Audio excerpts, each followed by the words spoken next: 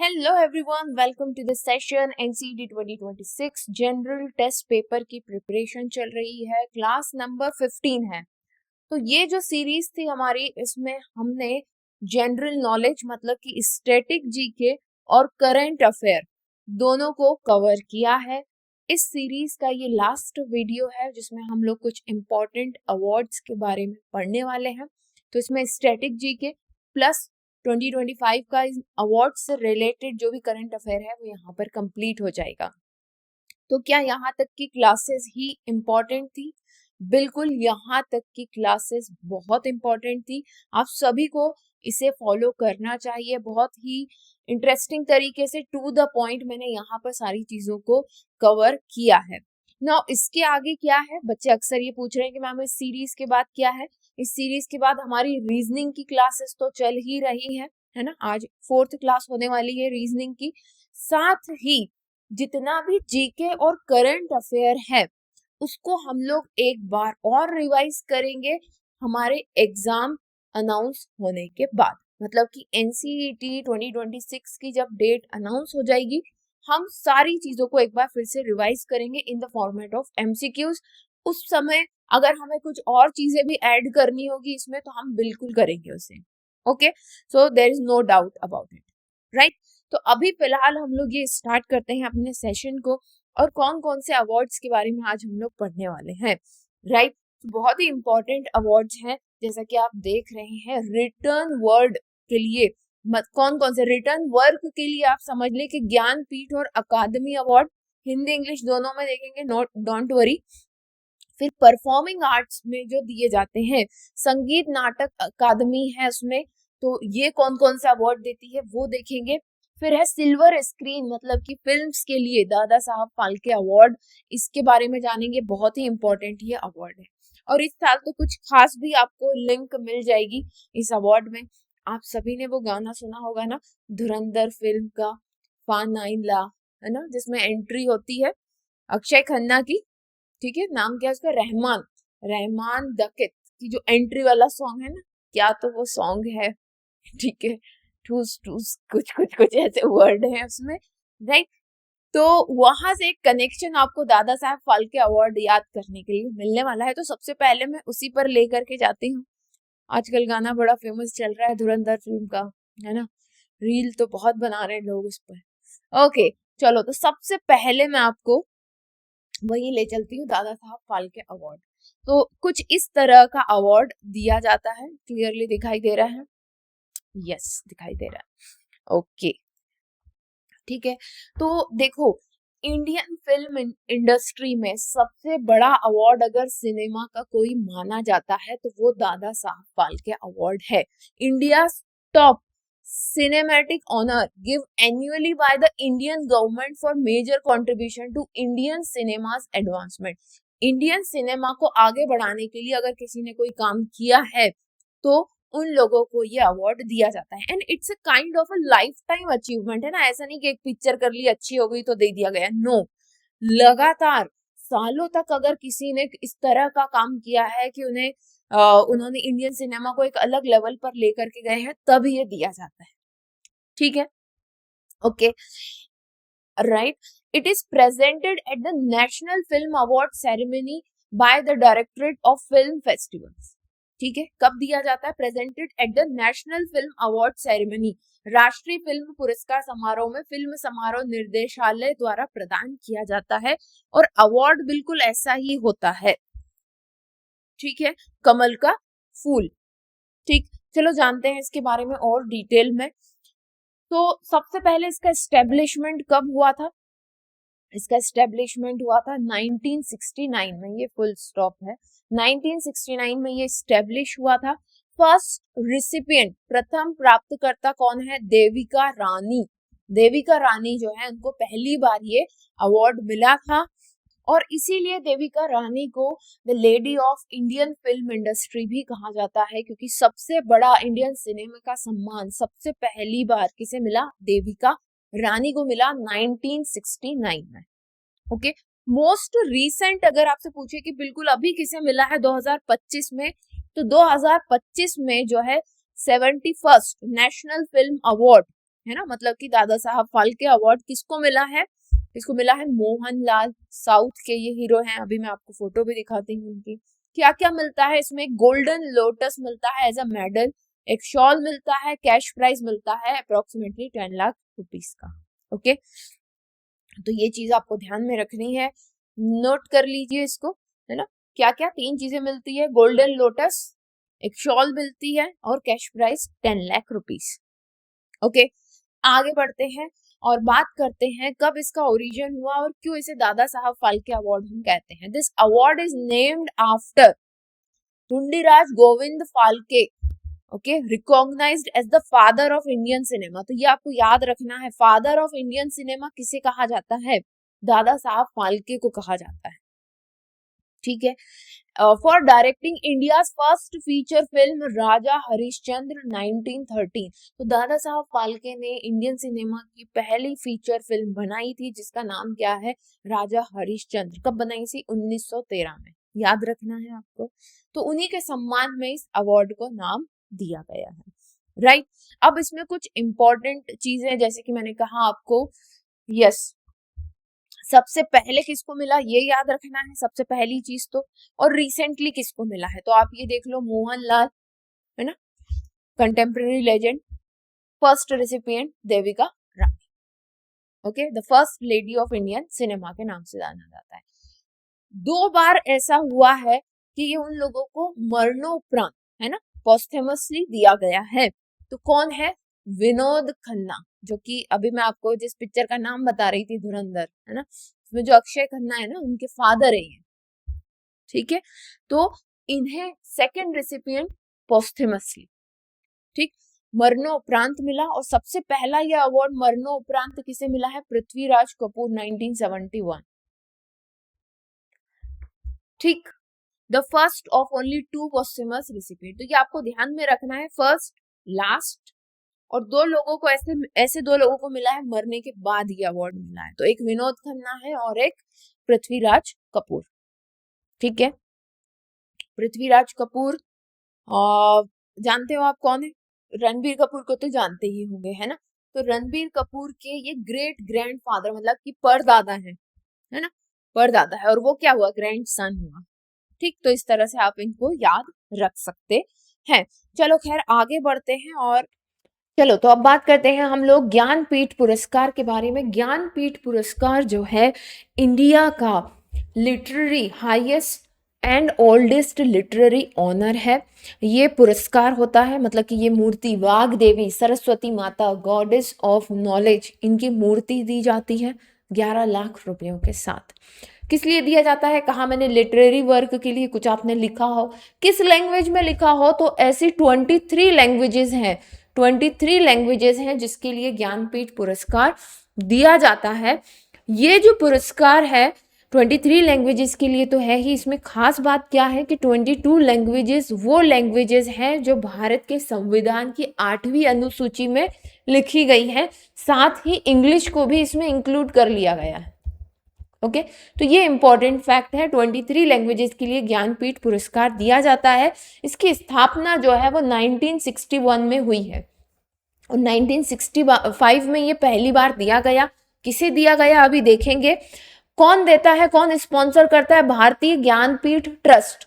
ये भारतीय ज्ञानपीठ ट्रस्ट जो है, जैन फैमिली, है ना, साहू शांति प्रसाद जैन और उनकी वाइफ रमा जैन ने मिल करके भारतीय ज्ञान ट्रस्ट बनाया था। वो ट्रस्ट ज्ञानपीठ पुरस्कार देता है। इसके लिए जरूरी है कि आपको इंडियन होना मस्ट है।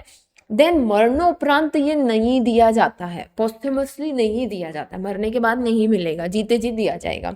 क्या क्या दिया जाएगा, 11 लाख रुपए दिए जाएंगे, एक सिटेशन प्लीट दी जाएगी आपको, एक प्रशस्ति पत्र दिया जाएगा, ब्रॉन्ज रेप्लिका ऑफ सरस्वती वाग देवी the goddess of knowledge.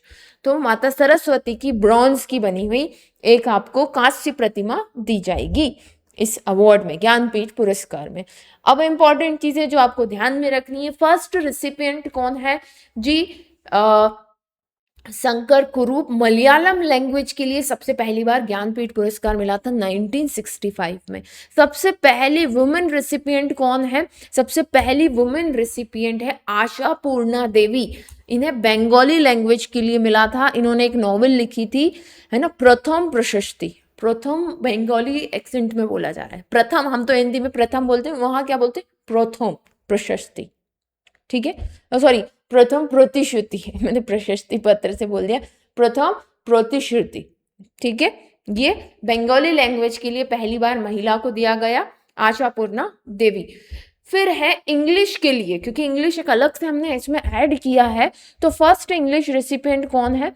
Amitabh Ghosh. 2018 में इन्हें दिया गया। ठीक है, अब देखो एक चीज आपको ध्यान में रखना है, जो रिसेंटली जो 2 अवार्ड दिए गए हैं, 58th और 59th ज्ञानपीठ पुरस्कार, अब थोड़ा सा इसको समझो। देखो क्या होता है ना, ये 1 साल बाद अनाउंस होते हैं, 1 साल बाद अनाउंस होते हैं। तो 2023 के जो अवार्ड हैं वो मार्च 2024 में अनाउंस हुए। तो 2023, आपको इसको ऐसे समझो कि 2023 का किसको मिला है? गुलजार और स्वामी राम भद्राचार्य जी को। संस्कृत के लिए सभी लोग जानते हैं स्वामी राम भद्राचार्य, गुलजार साहब को भी सभी लोग जानते हैं उर्दू के लिए, है ना। और ये जो 2024 का अवार्ड था, ये मार्च 2025 में अनाउंस हुआ। ठीक है, तो 59 विनोद कुमार शुक्ल जी को मिला है। ये छत्तीसगढ़ के राइटर हैं, है ना, और बहुत सुंदर इन्होंने कविताएं लिखी हैं अपने, मतलब वैसे तो इन्होंने अभी तक जितना भी वर्क किया उन सभी चीज़ों को देखते हुए उन्हें ये अवार्ड दिया गया। काफ़ी अच्छी कविताएं वो लिखते हैं और अच्छी ही है, तभी तो ज्ञानपीठ पुरस्कार मिला है ना। मतलब आपको सोचने पर मजबूर करने वाली एक पिक्चर आपके दिमाग में बना देती है। ठीक है, आपको टाइम मिला आप जरूर पढ़िएगा। तो अगर आपसे पूछता है कोई कि 2025 का ज्ञानपीठ पुरस्कार किसी को अभी मिला है क्या, तो अभी नहीं मिला। इसका तो 2026 में अनाउंस होगा। ठीक है, समझ गए? 2026 में अनाउंस होगा, तो इसको ठीक कर लेना जरा, क्योंकि 2024, क्योंकि अनाउंसमेंट इनकी 1 साल बाद होती है, इसलिए यहाँ पर इस तरह लिखा हुआ था। फिर आ जाते हैं हम साहित्य अकादमी पुरस्कार। तो ये इस तरह का एक मेडल दिया जाता है। साहित्य अकादमी पुरस्कार भी लिटरेरी वर्क के लिए दिया जाता है। तो ज्ञानपीठ से ये कैसे अलग है? सबसे पहले तो ईयर ऑफ एस्टेब्लिशमेंट अलग है, 1954 में ये एस्टेब्लिश हुआ था। ठीक है, एंड अब एक बात यहाँ पर निकल करके आती है कि भी साहित्य अकादमी अवार्ड सबसे पुराना है कि फिर ज्ञानपीठ पुरस्कार। तो नो डाउट एस्टेब्लिशमेंट के अकॉर्डिंग तो 1954 साहित्य अकादमी अवार्ड सबसे पुराना है, पर हाईएस्ट सर्वोच्च सम्मान किसको माना जाता है? वो ज्ञानपीठ पुरस्कार को माना जाता है। एक डिफरेंस और है दोनों में, वो 23 लैंग्वेजेस के लिए दिया जाता है, ये 24 लैंग्वेजेस के लिए दिया जाता है। तो यहाँ पर आप चीज दिमाग में रखना है क्या कि 22 लैंग्वेजेस तो जो अपनी 8वीं अनुसूची में वो तो है ही इंग्लिश एंड राजस्थानी भाषा, ये 2 और इसमें ऐड कर दी गई है। तो फिर कुल मिलाकर के अब हो गए हैं 24। ठीक है, याद रहेगा आपको, राइट। चलो आगे बढ़ते हैं। अब ये जो अवार्ड है ना, जो इस तरह से आपको दिखाई दे रहा है, ये जो मेडल मिल रहा है, ये किसने डिजाइन किया है? सत्यजीत रे ने। कौन है ये? लेजेंडरी फिल्म मेकर सत्यजीत रे। इनके बारे में हम पहले भी बात कर चुके हैं। 12th सेंचुरी के एक पोएट हुए वसावा, ठीक है, उन्हीं का एक आप कह लें कि चित्र बनाया हुआ था, उसी को रेप्लिकेट किया है उन्होंने इस पर। ठीक है, चलो आगे बढ़ते हैं। तो कौन है इसके फाउंडर? भारत सरकार। 12 मार्च 1954 को इसका उद्घाटन हुआ है। पहली बार 55 में दिया गया। पहली बार किसे दिया गया? माखन लाल चतुर्वेदी हेम तरंगिणी के लिए इन्हें दिया गया। 24 लैंग्वेजेस के लिए दिया जाता है। जैसे मैंने आपको कहा, अंग्रेजी और राजस्थानी अलग से इसमें जोड़ी गई है। एलिजिबिलिटी क्या है? Must be an Indian citizen, work must be outstanding contribution to language and literature, publish in India in the last 5 year, पिछले 5 साल में पब्लिश हुआ हो तो फिर इन्हें यह अवार्ड दिया जाएगा। To promote Indian literary and recognize new trend. अब खास विजेता कौन है? तो सबसे पहले आप देखें माखन लाल चतुर्वेदी 1955 हिंदी में, है ना, हेम तरंगिणी के लिए मिला। फर्स्ट वुमेन विनर प्रतिमा प्रीतम, अमृता प्रीतम 1956 में पंजाबी भाषा के लिए, ठीक है, इसके लिए पंजाबी भाषा के लिए दिया गया है। And first English winner R K Narayan 1960 for the classic novel the guide, सभी लोग जानते हैं, उस पर तो फिल्म भी बनी हुई है ना। चलो, तो यहाँ पर हिंदी में भी लिखा हुआ है ईयरली सारी चीजें।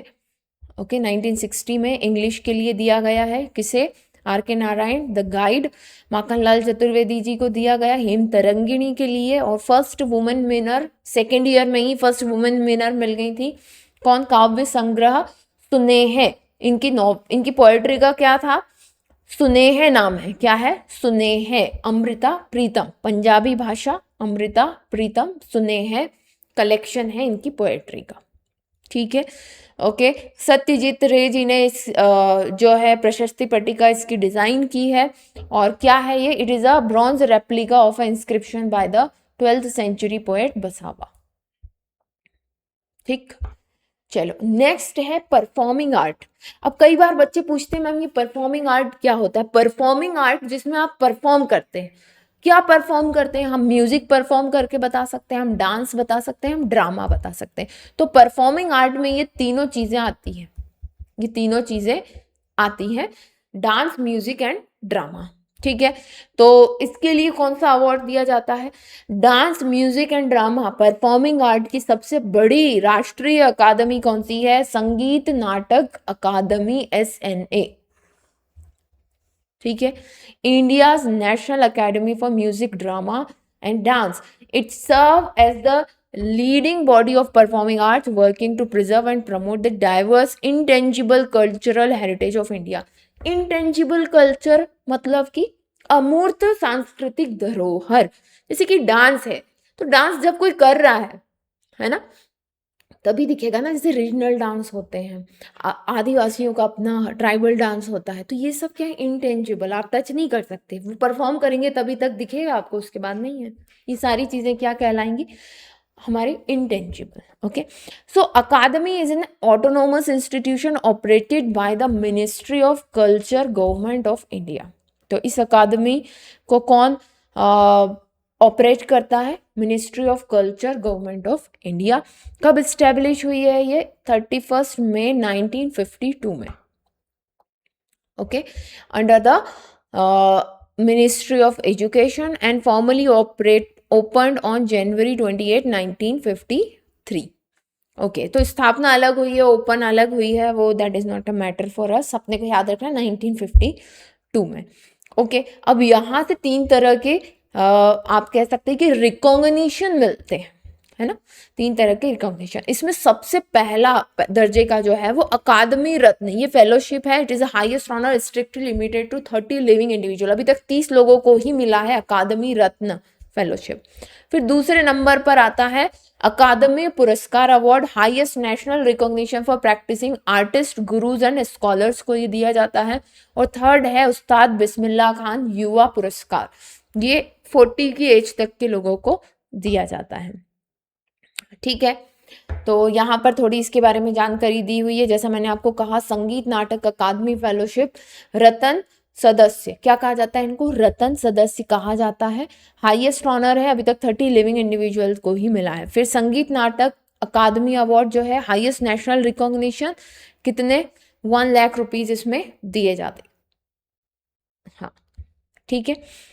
उस्ताद बिस्मिल्लाह खान युवा पुरस्कार 40 से कम उम्र के कलाकारों को ये दिया जाता है। और एक और इस पर जानकारी थी, टैगोर रत्न और टैगोर पुरस्कार, ठीक है, हालांकि ज़्यादा डिटेल में इसके बारे में कुछ मिला नहीं, पर आप याद रखिएगा कि अभी टैगोर रत्न या टैगोर पुरस्कार है तो ये परफॉर्मिंग आर्ट के लिए दिया जाता है, आपको ये याद रखना है, ठीक, राइट। और फिर हम वापस पहुंच गए दादा साहब फाल्के अवार्ड की तरफ। तो आई होप आज हम लोगों ने जितनी भी चीज़ें डिस्कस की हैं आपने इन्हें नोट कर लिया होगा।